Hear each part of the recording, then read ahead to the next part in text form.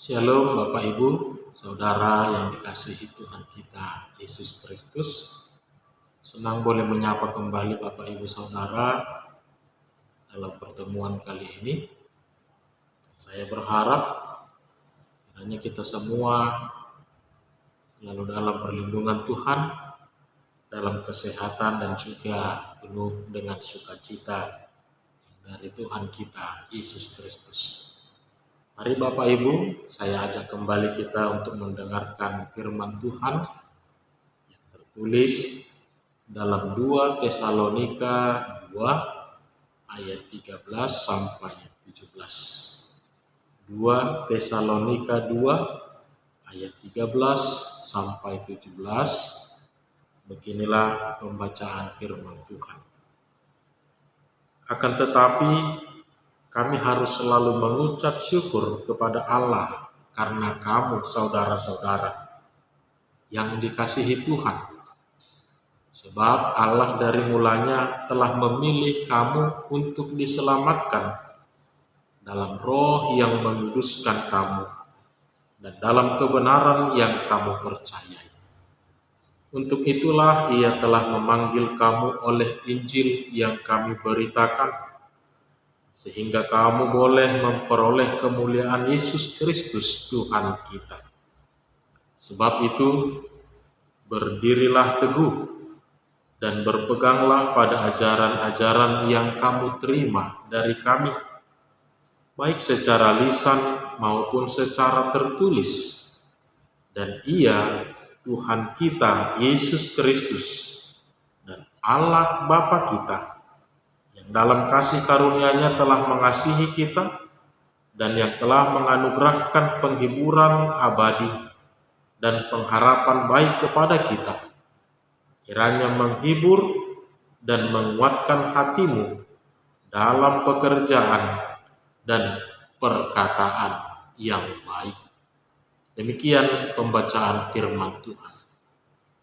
Bapak Ibu Saudara yang dikasihi Tuhan kita Yesus Kristus, kita tahu memilih dan dipilih ini adalah salah satu bahagian dalam proses perjalanan kehidupan umat manusia. Memilih dan dipilih ini adalah salah satu proses yang harus kita hidupi di dalam kehidupan kita. Terkadang kita yang harus memilih untuk melakukan apa, untuk mengerjakan apa, untuk mengatakan apa di dalam kehidupan kita ini. Tetapi terkadang kita yang dipilih untuk melakukannya, untuk menanggungnya, untuk mengatakannya, bahkan untuk merasakannya di dalam kehidupan kita. Terkadang kita yang memilih untuk melakukan sesuatu, tetapi terkadang kita yang dipilih untuk melakukannya. Yang pasti bisa kita katakan seseorang tidak bisa memilih akan dilahirkan di mana dan dalam keadaan apa. Karena kalau boleh kita memilih, pasti akan banyak di antara kita yang akan membuat pilihan-pilihan yang pasti yang enak, yang nyaman, yang tidak menyusahkan di dalam kehidupan kita. Salah satunya mungkin bisa kita katakan kita pasti akan memilih dari dilahirkan di keluarga yang kaya, keluarga bangsawan, paling tidak dari garis keturunan yang agak enak sedikit seperti putih-putih keturunan Cina dan lain sebagainya. Tapi sayangnya tidak Bapak Ibu Saudara, seseorang tidak bisa menentukan sepenuhnya, tidak bisa memilih sepenuhnya tentang apa yang akan menjadi jalan kehidupannya.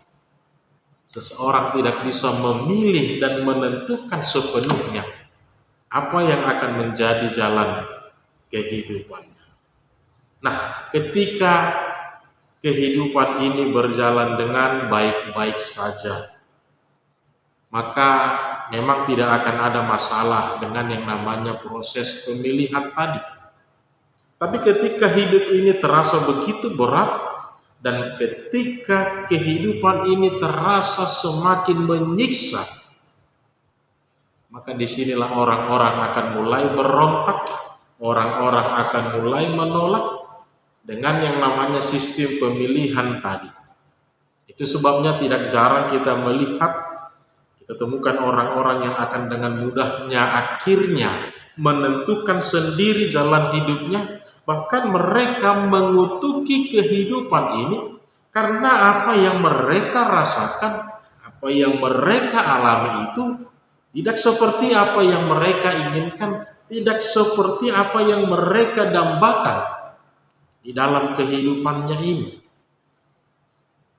Seperti yang dialami oleh Ayub ketika begitu beratnya kehidupan, banyaknya cobaan yang bertubi-tubi datang ke dalam kehidupannya. Ia sempat ingin mengutuki kehidupannya karena terlalu banyaknya tekanan yang dia alami di dalam kehidupannya. Itulah sebabnya saudara-saudara, tidak ada seorang pun di dunia ini yang bisa memilih dan menentukan secara sepenuhnya apa yang menjadi proses dalam perjalanan kehidupan. Terkadang kita memang bisa memilih, tetapi terkadang kitalah yang dipilih untuk melakukan sesuatu itu di dalam kehidupan kita. Saudara-saudara yang dikasihi Tuhan kita Yesus Kristus, surat 2 Tesalonika 2 ayat 13 sampai 17 ini adalah surat yang kedua yang dikirimkan Rasul Paulus kepada jemaat-jemaat di Tesalonika, yaitu sekitar pada tahun 71 Masehi, ketika pada saat itu Paulus sudah berada di penjara, ketika dia sudah ditangkap karena pemberitaan Injil yang dia lakukan di dalam kehidupannya. Surat ini dia tuliskan untuk meneguhkan kembali iman saudara-saudara kita yang ada di jemaat Tesalonika, yang kala itu tengah menghadapi goncangan iman karena beratnya tantangan yang mereka hadapi, terlebih banyaknya munculnya ajaran-ajaran sesat, nabi-nabi palsu dalam mengajarkan tentang kehidupan ini, terlebih tentang mengajarkan kedatangan Kristus Yesus kedua kali, atau yang kita sebut dengan parusia. Nah, dalam suratnya inilah kemudian Paulus mengajak mereka untuk tetap berdiri teguh dan memegang teguh ajaran-ajaran Kristus yang pernah mereka terima selama ini di dalam kehidupan mereka, baik secara lisan maupun secara tulisan, baik yang mereka dengarkan langsung ataupun yang mereka terima di dalam surat-surat yang pernah dikirimkan kepada mereka. Paulus menekankan kepada mereka, apa yang engkau dengar selama ini, yang baik, yang benar tentang Yesus Kristus, tentang perbuatan baik, tentang keselamatan, terlebih tentang kedatangan Kristus Yesus yang kedua kali. Imani dan hidupilah itu di dalam kehidupan. Sambil menantikan kedatangan Yesus Kristus yang kedua kali, tetaplah hidup di dalam kebaikan-kebaikan hatimu, juga di dalam perkataan-perkataan baik di dalam kehidupanmu.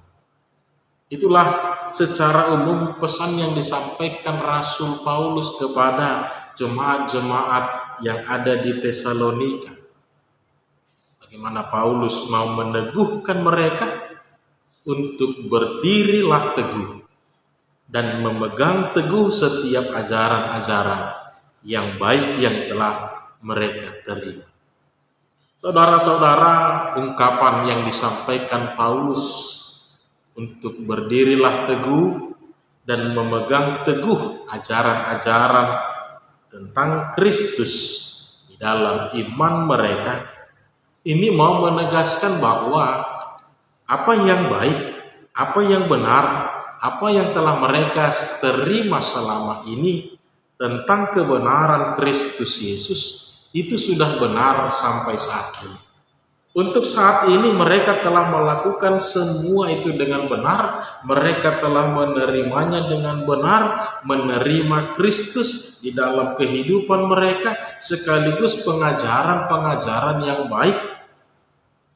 Paulus mengatakan berdirilah teguh.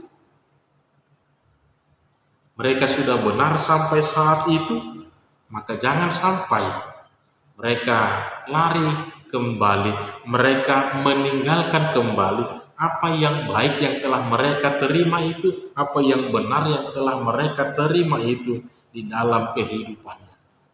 Mereka telah menerima panggilan itu dengan baik.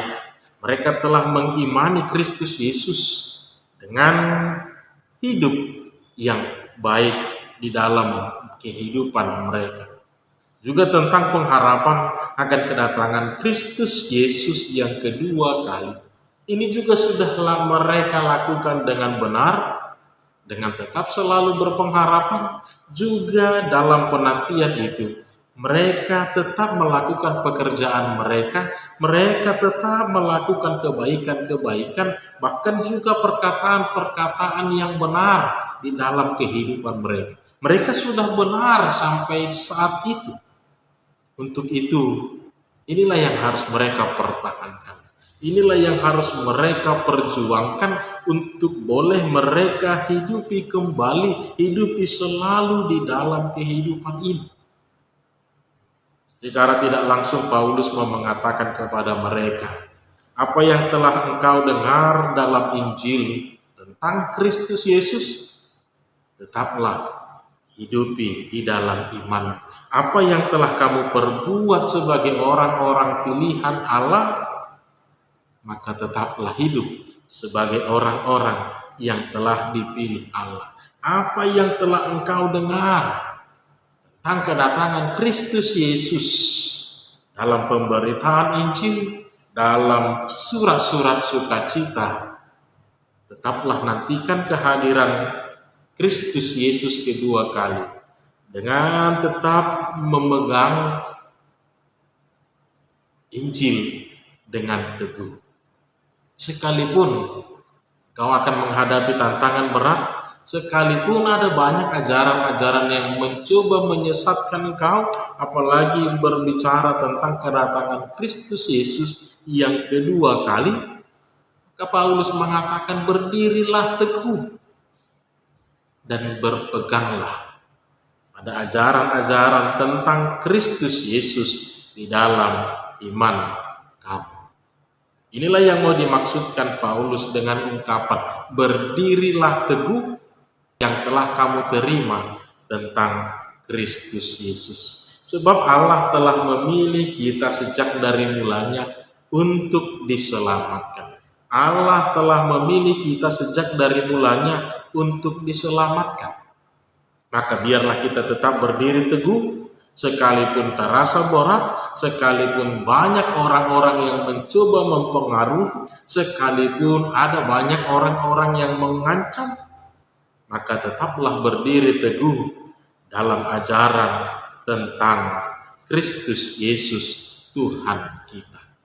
Inilah yang menjadi penekanan surat Rasul Paulus ini kepada jemaat-jemaat di Tesalonika, untuk meneguhkan mereka kembali di tengah-tengah kebimbangan mereka, di tengah-tengah banyaknya tantangan, di tengah-tengah banyaknya hasutan-hasutan, bahkan ajaran-ajaran yang membuat mereka bingung, bahkan membuat mereka gamang untuk melakukan apa, untuk berbuat apa di dalam kehidupan mereka. Disinilah Paulus menuliskan suratnya untuk berdiri teguh dalam apa yang baik, apa yang benar, yang telah mereka terima selama ini di dalam kehidupannya. Saudara-saudara yang dikasihi Tuhan kita Yesus Kristus, sekalipun kita tidak bisa memilih dilahirkan di mana dan dalam keadaan apa, Tapi kita masih bisa memilih mau hidup dengan siapa, mau bertahan atau tidak, mau bangkit atau tidak, mau menerima keselamatan itu atau tidak, dan lain sebagainya. Kita memang tidak sepenuhnya bisa memilih dan menentukan apa yang menjadi jalan kehidupan kita. Tapi setidaknya Allah memberikan kebebasan kepada kita, memberikan kekuatan kepada kita, memberikan hikmat kepada kita untuk memilih yang baik di dalam kehidupan kita ini, untuk menerima keselamatan itu sebagai jalan satu-satunya yang diberikan Tuhan untuk bentuk kasih sayangnya kepada kita. Kita tahu ada yang tidak bisa kita ubah, ada yang bisa kita ubah. Ada yang tidak bisa kita ubah dalam hidup ini, tapi ada yang bisa kita ubah dalam kehidupan ini. Maka mari kita terima keselamatan itu dengan tetap berdirilah teguh di dalam iman tentang ajaran-ajaran Kristus Yesus. Maka berdirilah teguh memegang iman kepercayaan kita. Berdirilah teguh dalam pekerjaan-pekerjaan baik kita. Berdirilah teguh dalam setiap perkataan-perkataan kita sambil menantikan Kristus Yesus yang kedua kali. Jangan mau dikecohkan oleh ajaran-ajaran itu. Ingat Bapak Ibu, kita telah dipilih Allah untuk diselamatkan. Maka mari kita pakai kesempatan ini, pilihan Allah ini, keselamatan Allah ini, mari kita pakai dengan sebaik-baiknya untuk memberi, untuk membuat kita diselamatkan.